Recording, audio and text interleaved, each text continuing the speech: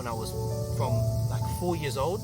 It's called Aikido, and it's not the best martial art, but it's like it really gave me some like real wholesaling Persian carpets, importing carpets, wholesaling them, and yeah, I would just basically meet with everyone who sold like Persian carpets, and I was a wholesaler. What is the surprising things in Japan? Okay, I'm not gonna lie. The most surprising thing, I thought that the girls here would be like, as I went to school, my dad's condition for MS it got pretty bad. Thank you for taking time. No worries. My name is Ryu. What's your name? Abraham, nice to meet you. Nice to meet you too. Where are you from? I'm from Australia, in Melbourne, Australia. So, how long have you been here? So I've been in Japan just under 2.5 weeks now, and today's my last day, which is so sad, but yeah, 2.5 weeks. So you will go back to Australia? Yeah, I'm going back to Australia. Yeah. Cool. Are you sad? I'm sad, but I'm also happy to get back to my normal life. Okay. So what brings you here? Honestly, I just came here to make YouTube videos. That's the only reason I came here. Oh, you came here just for making YouTube videos? I didn't come to have a holiday or anything. I just wanted to come make YouTube videos. I know videos in Japan do really well, so I just thought, okay, I'm going to come to Japan. Wow. So what kind of video do you want to make? I just make vlogs and like travel vlogs and just, I don't know, do stupid shit and film it. And yeah, I just have fun to make videos. That's it. So you went to some temple or shrine? I didn't do any of like that kind of stuff. Like I went out nightclubbing, I met some Japanese people, we went to go get ramen, just those kind of like young, early 20s guys having fun. That kind of thing, yeah. Wow, that's interesting. Hopefully. I see. So, what is best experience in Japan? Honestly, my best experience when I was in Japan was the first day I got here. I landed like 7:30. I was like, fuck. Like I was so excited to be here, and I really wanted to like do something even though it was really late. 7:30 on a Tuesday night, and that one night I got the whole like Japan experience. I went and got food. I went to what's the night? Is it called Warp Shinjuku? I met like a whole bunch of like locals. They took me to get food. Like we connected on Instagram, and that was just like my best experience. Was the first night I was here. I didn't expect anything to happen from it, but I just had such a good time. And I was out till like 7 in the morning, and I was like so tired, but it was so good. So did you make Japanese friends here? Yeah, I made a couple. I met them at Warp, which I didn't expect, but yeah, I did. Nightclub? Yeah, exactly. But I guess Japanese don't speak English a lot, but someone speaks English in the nightclub? I'm like a Google Translate. Wow, that's smart way. Expert. Just Google Translate everything. And you break the language barrier? Yeah, honestly, with Google Translate, especially the photo, when you scan something or you take a photo of something and translate it, you don't need to learn any languages, which is so bad, but you can travel everywhere. Google Translate is so good. So good. Yeah. Okay. So, what is big difference between your country and Japan? The big difference between my country and Japan? Yes. There's not one big difference. There's just like a lot of smaller differences, I would say. For example, just like culturally, like what people can wear. Like for example, wearing shorts. I didn't know that wearing shorts is not a cool thing. Generally with clothing, it's very different to my country. Like what girls wear. For example, they'll wear the shortest skirts I've ever seen in my life. There's not a problem. It's really different. I love the fashion, but just that's very different. Small things like the way people interact. I'm trying to think now.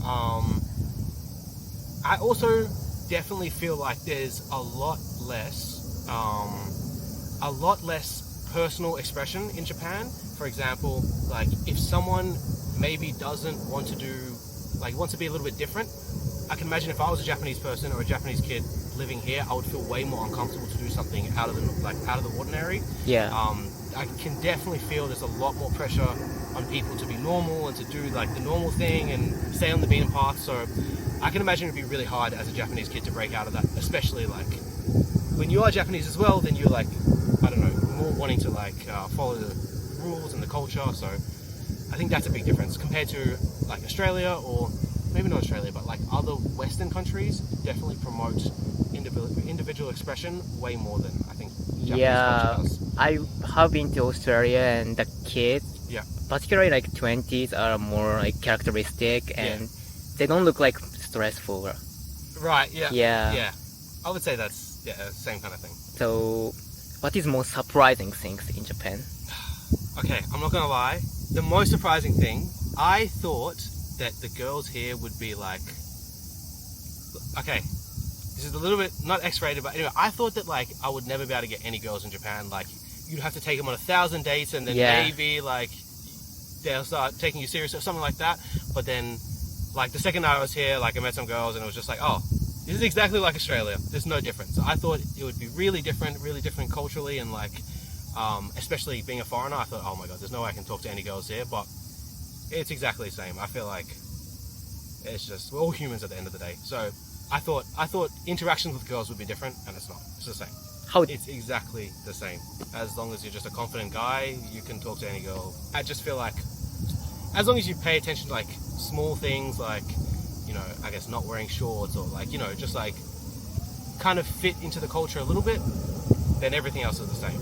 And I heard, I don't know if this is the case, but I heard like, so I like everyone in Australia or like America, they hear that, oh, Japanese people, no one's having kids, so like and no one's dating or anything like that. Everyone's single, so I was like, oh, I'm never gonna like hang out with a girl when I'm here. Yeah. But I heard from the Japanese guys that I met that apparently like guys here are just really like, I don't know what the word. They're really like scared to approach women, and as a result, that's kind of the main problem. So yeah, if you're a confident guy, it's the same as any other country. That was my biggest surprise. Is this same situation in Australia? I think there's like two groups. There's the guys that are scared, and then there's guys that are like don't care at all. Oh, separate completely. Yeah, I think there's like two kind of different personality types. Thank you for sharing. No worries. And okay, I want to talk about like Australia. Yeah. And what is the things you are proud of your country? I really enjoy like how multicultural and like international almost Australia is. I like that a lot. I grew up with like so many different cultures, and I think that's like a really cool thing. What do I like? I don't know. I just take everything for granted, to be honest. But basically, Australia is an amazing country, like Australia's beautiful a great beach. country. Yeah. I don't want to live anywhere else than Australia. I don't know. I just like everything about Australia. I just like the lifestyle. Like, I think, like in general, people have good work-life balance. I like the way that like our government takes care of like sick or needy people. For example, there's Like social welfare. Like for example,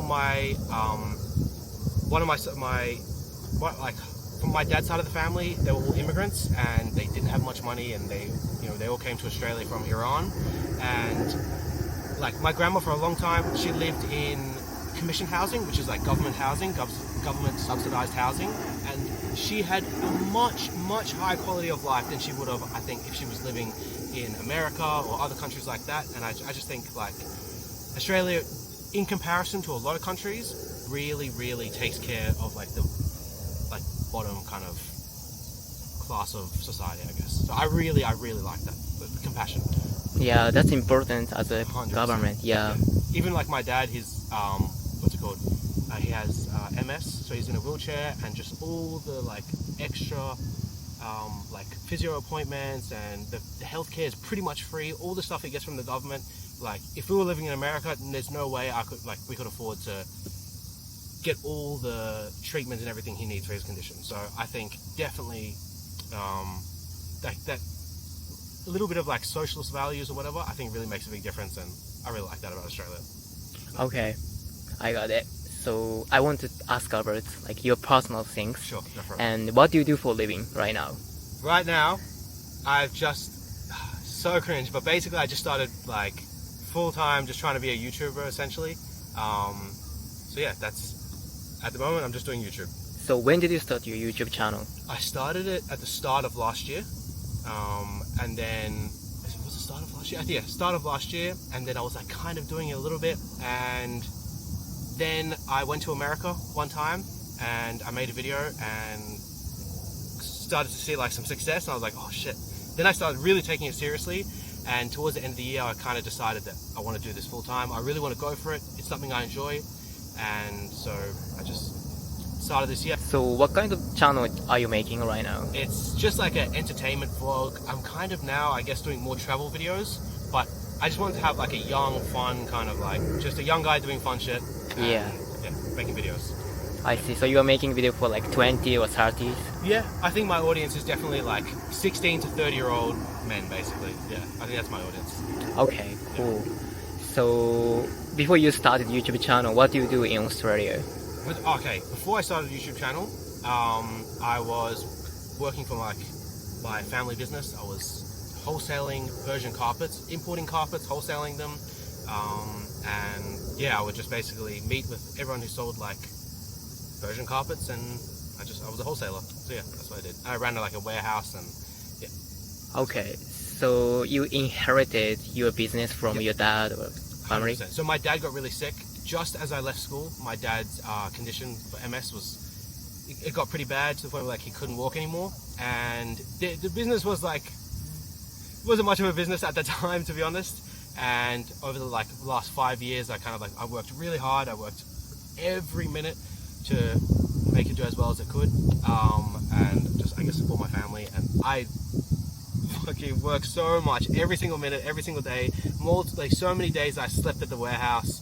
I tried to get it to the best level I could, and then just as it was doing all right, then I decided to sell it, which was, I don't know, maybe not the best idea, but yeah. So yeah. So what is the reason you decide like not to keep your family business? Okay, one, it was never my passion. So yeah, it was not my passion. So that was really the main reason. I wanted to do something that I enjoyed, and if I'm going to be working 24/7 at something, I'd rather be enjoying what I'm doing. So that was the main thing. Second thing was, I guess I'm just a kid who grew up watching YouTube and saw lots of YouTubers and thought it was really cool. And I was kind of just in a position where maybe I could start doing it, spend a little bit less time working at the warehouse, and I just thought, let me try this. Like, you know, if it works, it could be 100 times better than this business will ever be.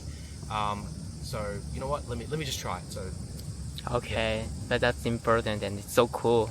it's risky though. Yeah, So I'm proud of you. you have to and it's very risky, and you know, I didn't commit at all until I kind of saw some success or saw potential, and I did a lot of research. The year before I even made one YouTube video, I pretty much spent the whole year, every time I was just driving or doing anything, I was listening to podcasts, trying to research information about YouTube. Like, is it just luck or is it skill? Like, I tried to learn as much as I could, and then before I started doing it, so I really I took my precautions before doing it, and then I gave myself as much time as I can to make it work out.